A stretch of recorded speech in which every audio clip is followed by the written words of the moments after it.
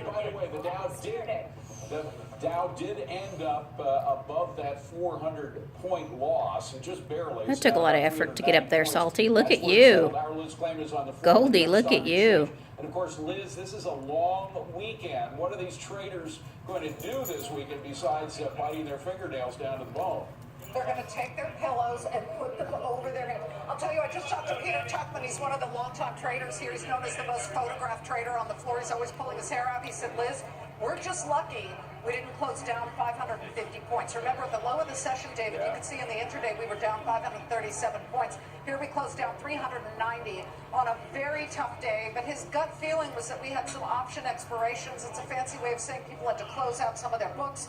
And it just seemed that they had to buy certain things and sell others, and it seemed that there was a buying imbalance. So that's why we got lucky. All right. Usually you see that area behind you clear out at 4 o'clock. Right. Those traders are still there. They're anxiously checking all of their various data points. All right, They're making sure. Yeah, Exactly. Liz, thank you very much. Melissa. All right, our panel is back now along with our very own Jerry Willis. Jerry, so people are looking at this major sell-off today and the fact that the Dow is down nearly 1,500 points for the year.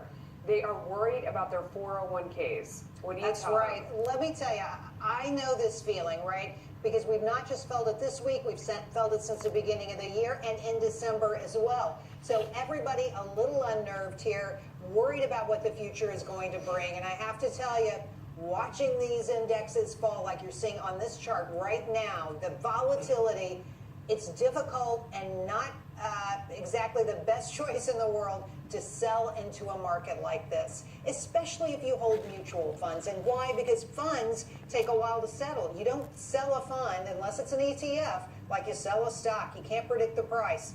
So my advice to you, sit tight. Let's wait this out a little bit and see where this all shakes out and where the good shots might be. Maybe there's something you want to buy. Yeah. Maybe you've got something on your eye on, a stock, a mutual fund. Maybe it's time to start shopping. Okay, well, let me take that point of view then, Scott Martin, because this is the flip side of it. As I'm walking around and stocks are selling up, half the crowd is saying to me, oh my goodness, I'm so worried about my 401k. And then the other people in the hallways are whispering to me, oh, is it time to buy? Should I get in there and get something? I think that's a little crazy right now. What do you think, Scott Martin? Well, it depends what you're buying, Melissa, because I think Jerry brought it up.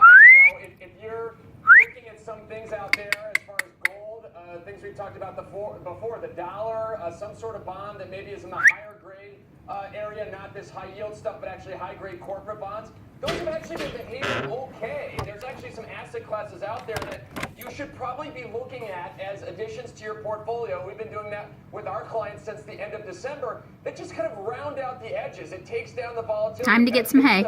Quote unquote edge